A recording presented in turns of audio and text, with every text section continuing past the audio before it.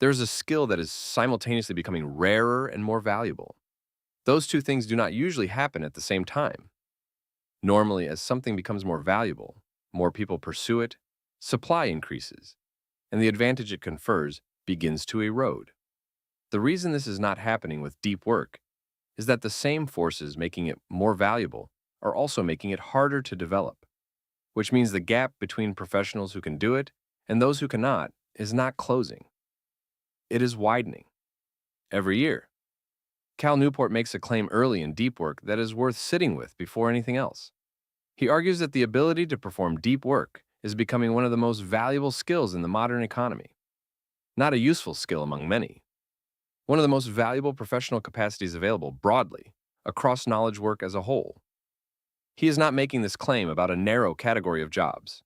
He is making it about any professional role where the primary output is thinking, writing, analysis, strategy, code, creative work, or any other form of sustained cognitive production. The reason is structural. The economy is increasingly rewarding two categories of people above all others: those who can work with intelligent machines and complex systems at a genuinely high level, and those who are so good at what they do that they are rare, hard to replace, and able to produce output that others simply cannot match. Both categories require the same underlying capacity: the ability to focus deeply on cognitively demanding work for sustained periods and to produce output at the top of your actual potential, rather than at the distracted, interrupted, partial attention level that most professionals have quietly normalized as adequate. Here is the problem. The professional environment most people work in has spent the last decade actively degrading exactly that capacity. Not through deliberate sabotage, through a series of individually reasonable seeming decisions that collectively produced a working environment optimized for entirely the wrong outputs. Open plan offices remove the physical conditions that make sustained focus consistently possible.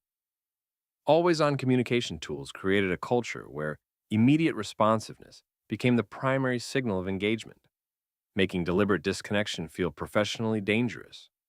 Performance measurement systems that prioritized visible activity over difficult to measure cognitive output rewarded shallow work and made deep work invisible to the people assessing it.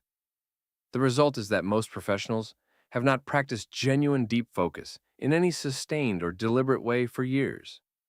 They have worked, often extremely hard, but working hard and working deeply are not the same thing.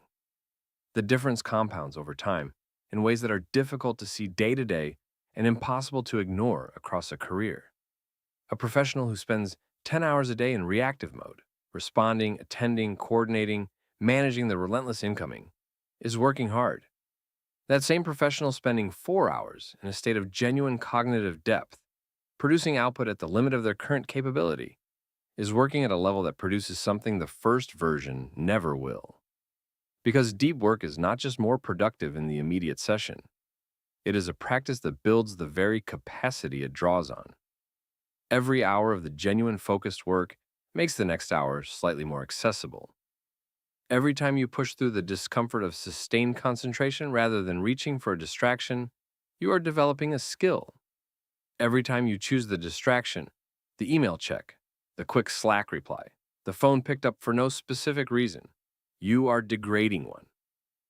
Newport calls this the deep work hypothesis. As the economy increasingly rewards cognitive output at the highest level, professionals who have developed the capacity for deep work will produce disproportionate results. And because the professional environment of the last decade has been systematically eroding this capacity in almost everyone, the professionals who have maintained or actively developed it, despite their environment, will have a real, growing, and largely uncontested competitive advantage over their peers. The action before Episode 3 is direct. Using the audit from Episode 1, identify your single best block of potential focus time in the working week. One block. Put it in your calendar explicitly. Guard it as you would a meeting with your most important client. Use it for your single most cognitively demanding current priority. One block, 1 week. Notice what it costs to protect and what it produces. Episode 3 examines the specific mechanism by which shallow work has been quietly expanding to fill every available hour, and why most professionals have never noticed it happening until the damage was already significant. Subscribe so you do not miss it.